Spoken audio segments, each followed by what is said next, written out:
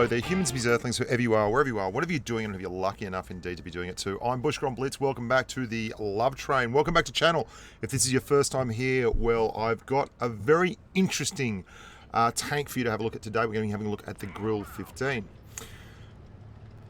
I also want to talk in a broader sense about the whole game and how things change. Once upon a time, the Grille was a lot quicker and more mobile than this. Its gun was better than this. And the game featured a more medium-dominated playstyle.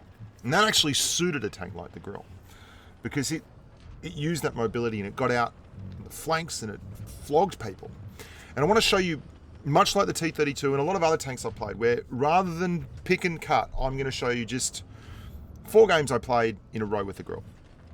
And I'm going to cut the middle bits out just for the sake of, because it's 18 minutes long already.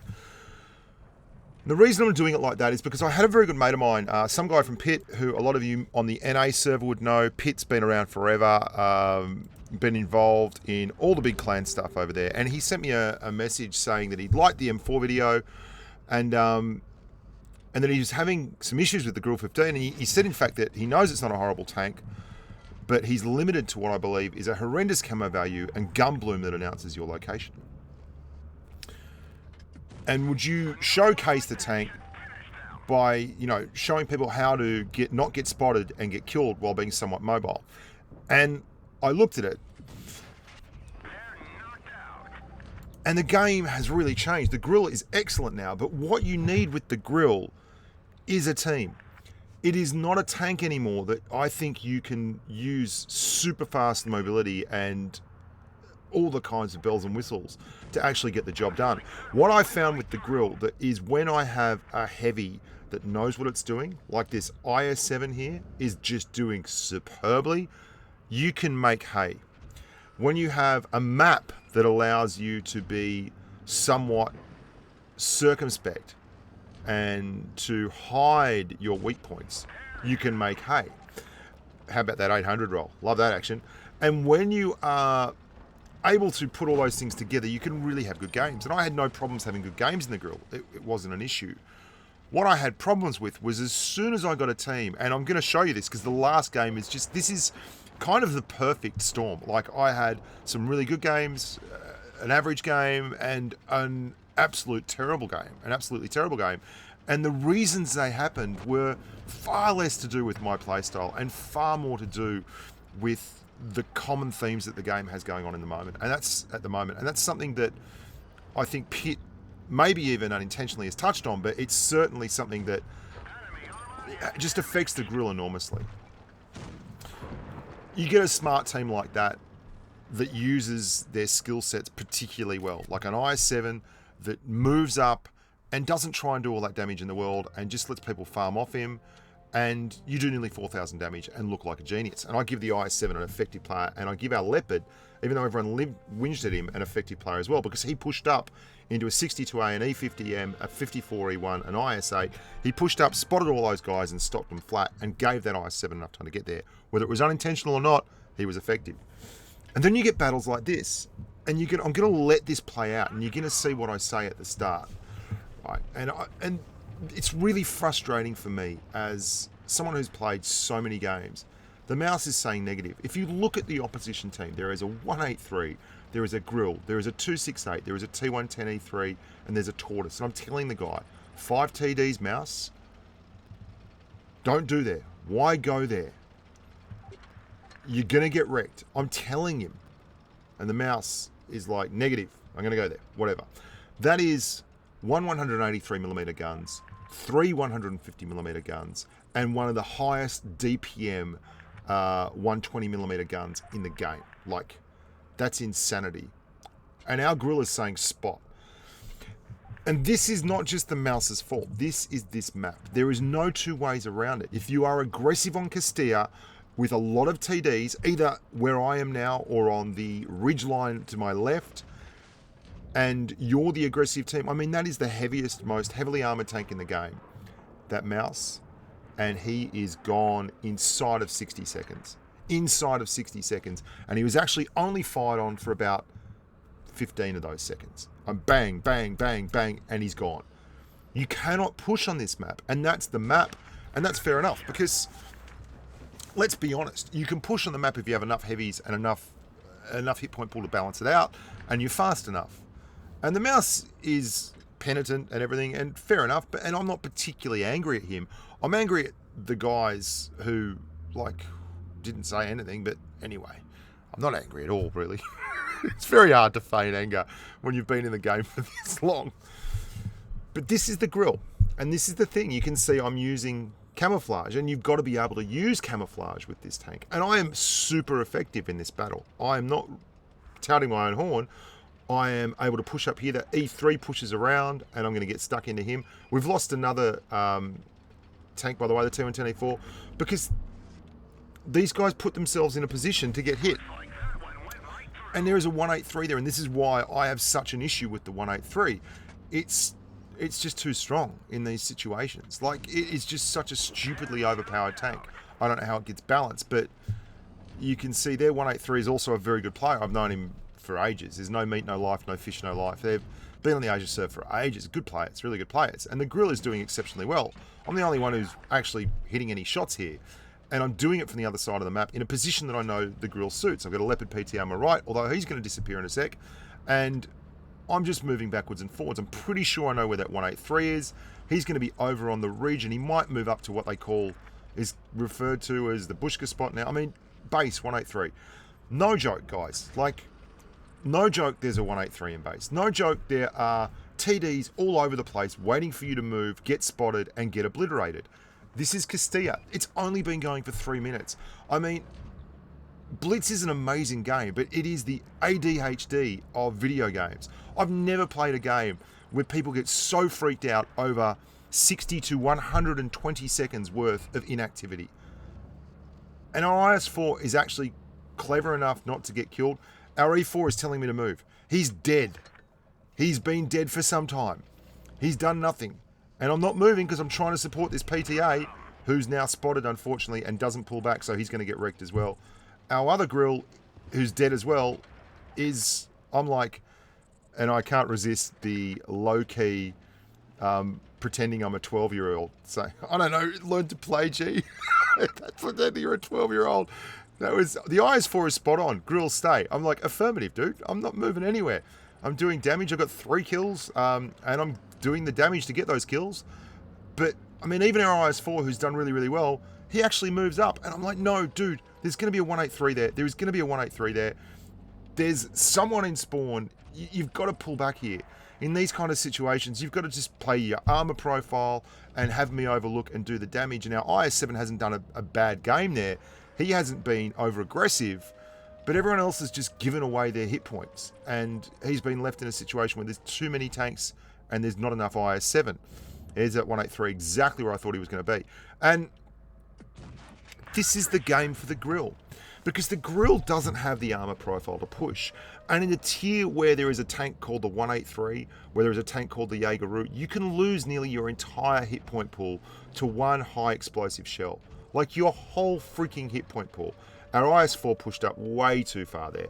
At least he didn't blow away his hit point pool all in the first 30 seconds of the game. And we're now in a really tricky situation, because the Grille's hit point pool, 1,700 hit points, sounds big.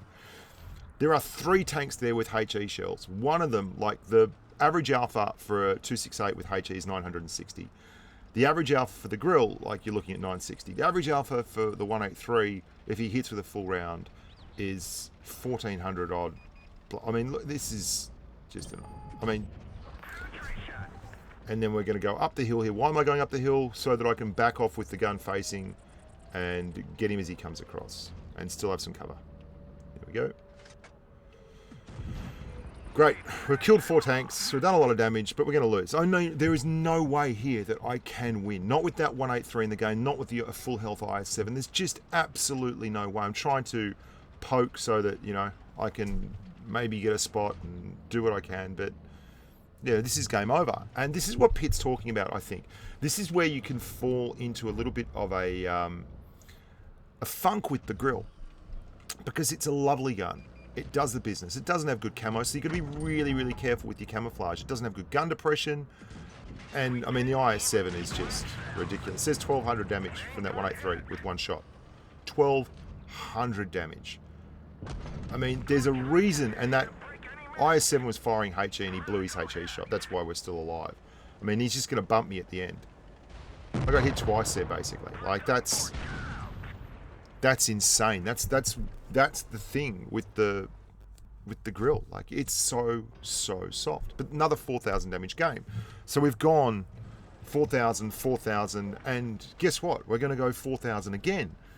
Because the tank, for all its foibles, for the fact that it is so soft and it doesn't have the amazing mobility it used to have. Although the mobility is good, it's just not amazing anymore. And the gun and the camouflage is bad. It still pumps out freaking massive amounts of damage if you use it correctly. And I tend to use it correctly. You can be aggressive in a grill. You can move to spots in the grill. But you have to have hard cover or a big ass tank with you at some point in time as well. Because if you don't, then you're going to get wrecked.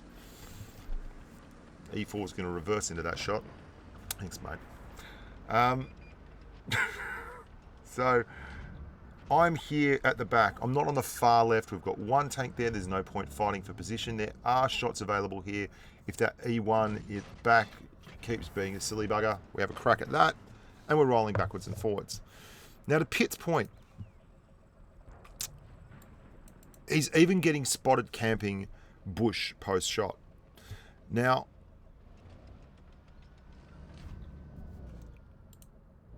that's... What he means by that is if you're here and someone is within your spotting range and you fire, the grill's camo is so massive, and me and this Pete, I love this, two players who've been around for a while. The Leo shoots the bush where he thinks I might be, and I was just about to shoot the bush where I thought he might be, and we both hit each other. I mean, you got to love that. That's just two old blokes, two old salts, using what they learned, and I really enjoyed that moment. So the grill, if someone is within spotting view and you fire and you're too close to the bush, you're going to get spotted. And you saw in the first game that I was really, really careful with where I was on the map. But see how I shoot this tortoise and I don't get spotted?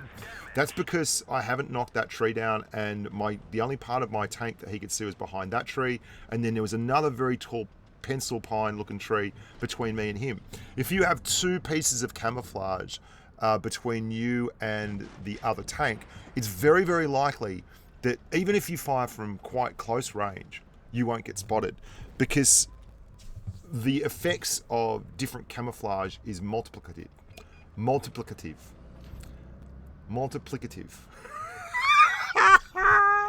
Oh, Bushka's camera cropper. I'm going to leave that in there. That's excellent. Oh, mate, I can give you all kinds of infinitesimals and whatever other words I want to throw at you, but every once in a while the English language just sneaks up and bites you on the arse because it doesn't always make sense.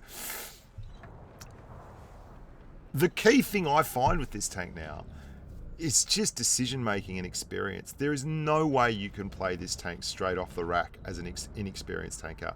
If you don't know how to use camo and you don't know how to use hard cover and soft cover, and you don't spot how many tanks the enemy has on the field at one time and where they are, you'll get destroyed. And you've got to know when your hit point pool can support a whole running forward and shooting a tank thing, and when your hit point pool can't support a whole running forward and shooting a tank thing. Because if basically the rule of thumb is this: if there are 150mm and up guns that can get a hold of you, don't go out. That's all there is to it. The risk versus reward is stupid. You can get a shot off with a 640 Alpha gun, and then every other single tank in the game that has a 150mm gun will get a shot off on you, right? So, back to Pitt's original idea that the tank is kind of just not a bad tank, but he's struggling to play it. I've had 3 games here. All these games have been over 4,000 damage, or around 4,000 damage, right? And then we go 4,252 again. You must be thinking, wow, the tank is amazing. I'm going to show you. And it's interesting. As soon as this game spawned, I knew I was absolutely screwed.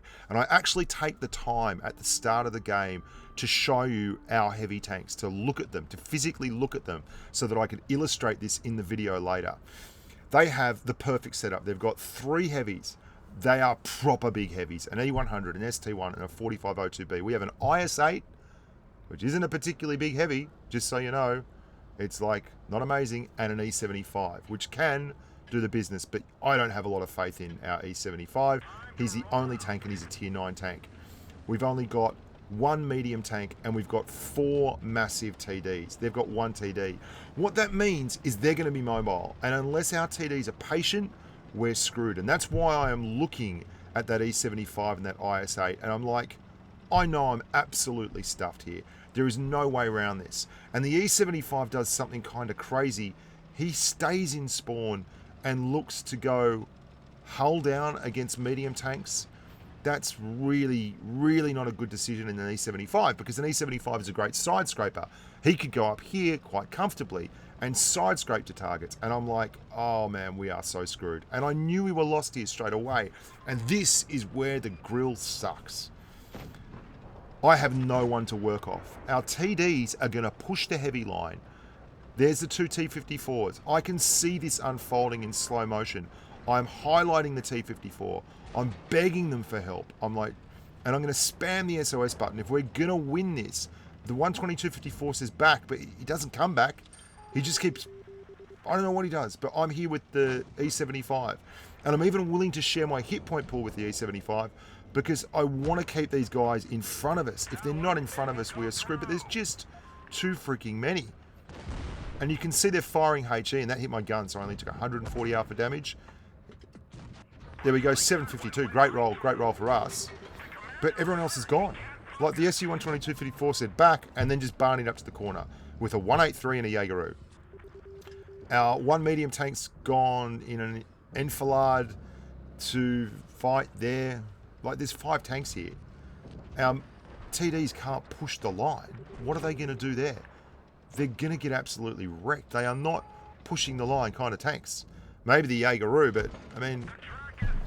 And this is the Grille. This is the issue. And this is exactly why I was really happy with this as the last game. It just shows I'm doing absolutely everything I can to get the kills and to be effective. But look at it. There is nothing I can do there. The game is done. And it was done back here. And it was done because that's how the game works. And it should work like this. You shouldn't have the perfect tank for all occasions. The Grille should have to camp push, and it should have to move behind big, effective heavies. And you're going to get some runs where for like 5 games in a row, you end up with 4 TDs on your team on a map that doesn't support a whole bunch of TDs camping. And that should be how it happens. Because I think the Grille is pretty much fine and balanced. Absolutely where it is. There were a lot of opportunities for me to have really good shots from the back, and I didn't need to use the reasonably good mobility at all. The maps just didn't pan out that way. I don't think it's extra special anymore. I think it is a fine example of a support TD that can also run with the hounds when it has to get out on the flank. Like if we had the mediums instead of the TDs there, I would have been very, very happy to run low and follow the mediums around and get right down to the back corner and maybe snipe back up the heavy route or do something. It's a support sniper. And that means that you move where the sniping position is. And you can do that really comfortably because it's quick enough to do it. But it shouldn't be the tank that is able to go 65 kilometers an hour everywhere, as it used to get to 60 pretty bloody easily. And when it first came out, it had like a base gun dispersion of 0.25 or something stupid. I remember doing the review on it, and it shouldn't be that good either. And there's a lot of things about the tank that were just too strong, and it's slowly been whittled away to now the point where I think it is just a tank that is very, very good at a support role. And the game has changed and evolved to the point where it's no longer favoured. Everyone knows that the knock on the Grille is you can fire HE and blow it up. Like, sure, we hit the gun sometimes and it's hilarious. But if you're in a 183 and you see a Grille, you will pass up a lot of shots for the chance to have a full Hesh roll. And there's nothing you can do about that. That is the game. That's the game we play. And the rules are the same for everyone. And every single game you load up, you might call it a conspiracy theory, but everyone deals with the same issues with matchmaking and the same issues with map design. And not everything was built so that the tank you're driving at that point in time is going to have the perfect platform to have the perfect game. So I think the Grille is still fine.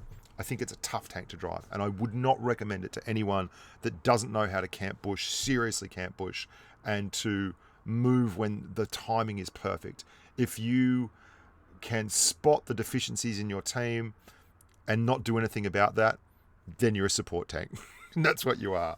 I'm Bushka on Blitz. I hope you enjoyed that. Look after yourselves and stay safe on the battlefield.